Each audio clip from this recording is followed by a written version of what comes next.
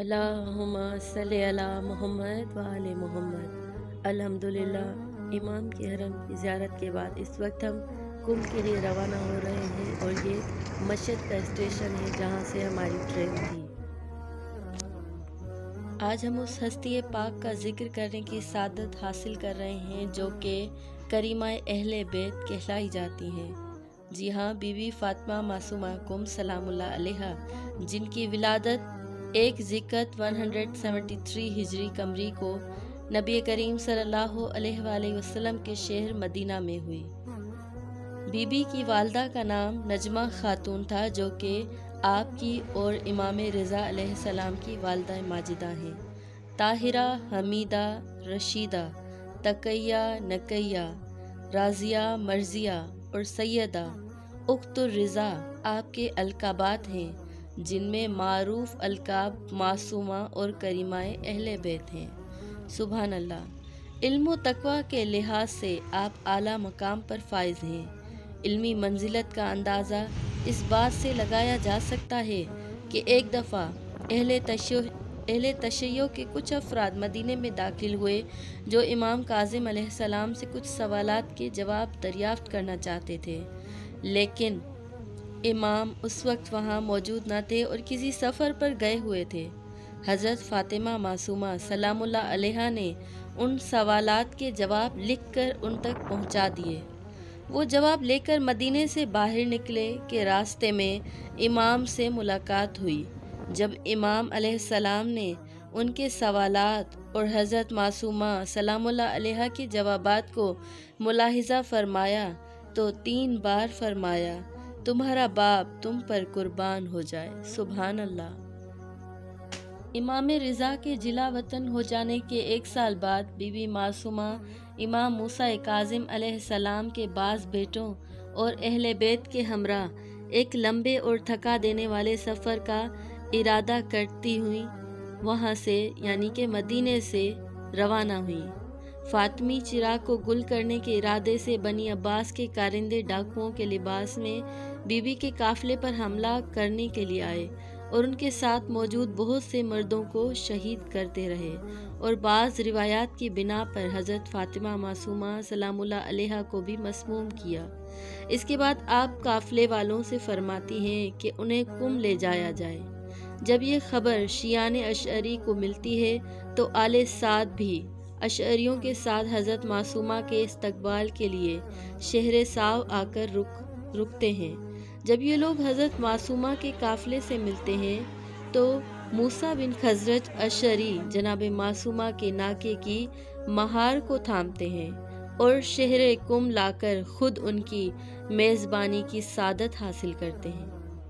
موسیٰ بن خزرج کے گھر 17 دن قیام کرنے کے بعد حضرت معصومہ سلام اللہ علیہا اس دار فانی سے کوچ فرماتی ہیں۔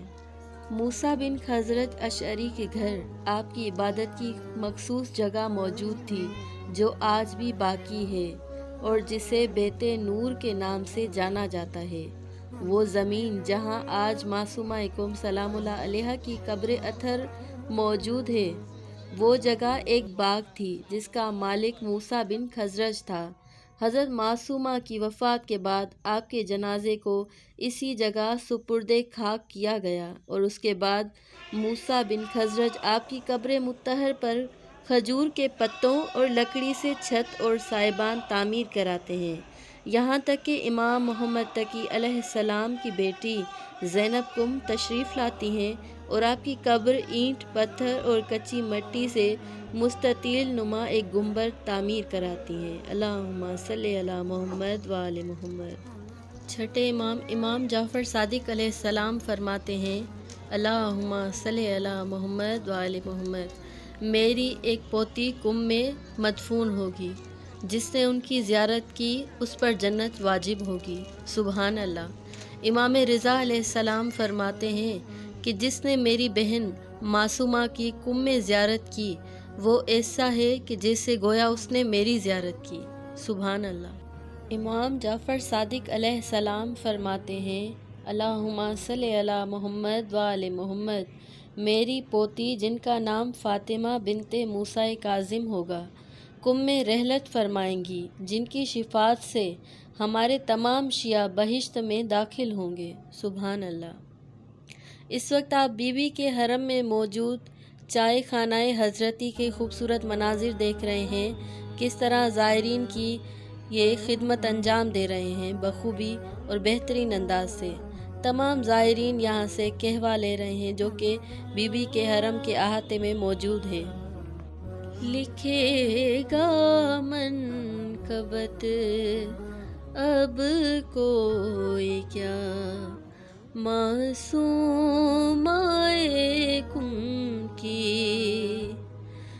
कि जब अल्लाह करता है सना मासूम आए कुंभ की। इस वक्त हम कुंभ से ईस्टगाह मोहम्मदिया यानी ट्रेन स्टेशन जो कुंभ में मौजूद है वहाँ के लिए निकले हैं और इस वक्त हम अपनी ट्रेन का इंतज़ार कर रहे हैं। अल्हम्दुलिल्लाह अल्लाह के करम से खैरियत से हमारी सवारी मुकम्मल हुई और यहाँ पर हमारी ट्रेन आ चुकी थी। इसके बाद ये टैक्सी हमें बॉर्डर की तरफ लेकर जा रही है।